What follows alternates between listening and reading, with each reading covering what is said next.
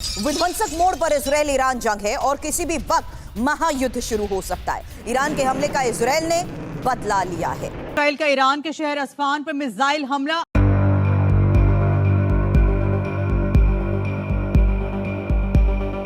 अमेरिकी मीडिया के मुताबिक बताया जा रहा है कि ईरान के मुतादिद एयरपोर्ट्स को बंद कर दिया गया है। सुनने में आया कि ड्रोन अटैक हुए हैं ईरान में। इसराइल इससे पहले 1981 में ईरान के न्यूक्लियर प्रोजेक्ट को निशाना बना चुका है। अमेरिका ने तो कहा है कि हम इन्वॉल्व नहीं है किसी भी ऑफेंसिव ऑपरेशन के अंदर। इजराइल के ऊपर प्रेशर डाल सकते हैं, ना आप उनको अमेरिका के जरिए ना यूनाइटेड नेशन के जरिए उनको रोक सकते हैं और फिर लोगों को बताते कि जी हम तो उनके ऊपर हमला करके। इजराइल ने ईरान पर पलटवार किया है। ईरान के हमले के 120 घंटे बाद इजराइल ने जवाब दिया है। एक साथ ईरान के 9 शहरों को टारगेट किया गया। जय हिंद दोस्तों, इजराइल ने शुक्रवार को ईरान के कई शहरों पर मिसाइल और ड्रोन से हमले किए। ईरान के न्यूक्लियर साइट पर 3 मिसाइलें गिरने की खबर आ रही है। इस बीच ईरान के कई सैन्य अड्डों को हाई अलर्ट में कर दिया गया है और डिफेंस सिस्टम को भी एक्टिवेट कर दिया गया है। इजराइल ने यह हमला क्यों किया? यह मामला 13 अप्रैल का है, जब ईरान ने इजराइल पर ताबड़तोड़ मिसाइल से अटैक कर दिए थे, एक के बाद एक। इसके बाद से ही कयास लगने शुरू हो गए थे कि इजराइल जवाबी कार्रवाई जरूर करेगा और ठीक एक हफ्ते बाद ही शुक्रवार को इजराइल ने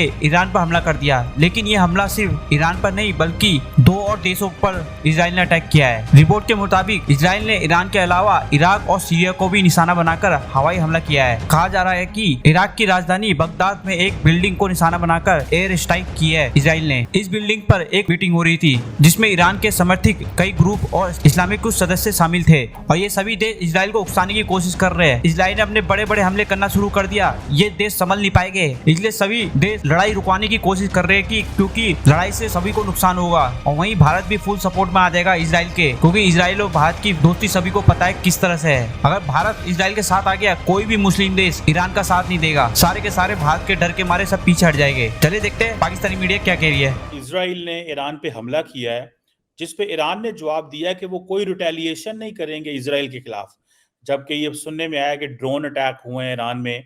अमेरिका ने तो कहा है कि हम इन्वॉल्व नहीं है किसी भी ऑफेंसिव ऑपरेशन के अंदर। ये एक मिडल ईस्ट के अंदर बढ़ती हुई डेवलपमेंट है, क्योंकि आपको पता है ताड़ साहब कि सारी की सारी दुनिया ही मिडल ईस्ट के डेवलपमेंट्स पे डिपेंड करती है, क्योंकि वहां से जो ऑयल की सप्लाई आती है वो सारी चोक हो जाएगी, ट्रेड गुजरती है वहां से। कि इजराइल ने अभी तक इस अटैक को एक्सेप्ट नहीं किया अभी तक। और 10वीं खबर यह है कि ऑस्ट्रेलिया ने कहा है अपने शहरियों को कि ईरान से आप निकल जाए। हम जब इसके बात कर रहे थे कि इसका असर क्या होगा दुनिया की इकॉनमी के ऊपर, तो पेट्रोल 1.8% महंगा होकर $88 का बैरल हो चुका है और सोने की कीमत गिर चुकी है। और यहाँ पे सना जो सीरिया की एक न्यूज एजेंसी है उसने रिपोर्ट किया है कि शाम के सीरिया के एयर डिफेंस के ऊपर भी उन्होंने हमला किया है और उसके बाद इराक से भी धमाकों का जो है वो बताया गया है कि वहां पे भी धमाके सुने गए हैं। ये इसका फासला इजराइल से 930 मील का था, इस्फहान का 1500 किलोमीटर। और एक बड़ी रीजन ये भी थी कि इस्फहान के अंदर जो वहां पे एयर बेस है, वहां पे पुराने मॉडल के अमेरिकन F-14 टॉम कैट जिनको कहा था वो भी वहां पे खड़े थे, इसलिए उसको निशाना बनाया गया। अब दोनों तरफ से टिट फॉर टैट चल रहा है, इधर से उधर। इस हमले से पहले ईरान के डिफेंस मिनिस्टर ने भी इसके सीरियस कॉन्सिक्वेंसेस की बात की थी। मैंने कहा तो जाता है कि वेरी कैलकुलेटेड और जानी नुकसान के बगैर एक दूसरे के ऊपर ये हमले हो रहे हैं, लेकिन मैंने आपको जिस तरह पिछली दफा भी अर्ज की थी चीमा साहब, एक गलती जो है, एक मिसाइल का लेफ्ट से राइट हो जाने से ही चीजें जो है वो बिगड़ सकती हैं, क्योंकि टेंशन इतनी ज्यादा है। 34,000। और दूसरा, जब ये अटैक हो रहे हैं गाजा के ऊपर और मुसलसल राफा के ऊपर हमले इजराइल के जारी हैं, लेबनान के ऊपर हमले हिजबुल्लाह के इजराइल के जारी हैं, और अमेरिकन कहते हैं ना खाने के और दिखाने के, और वो इनके पास they don't have any choices. America is owned by them. Israel, America को बनाने वाले भी वही हैं। अमेरिका के हर चीज के ऊपर जहां अगर देखा जाए तो दे आर स्ट्रॉन्ग।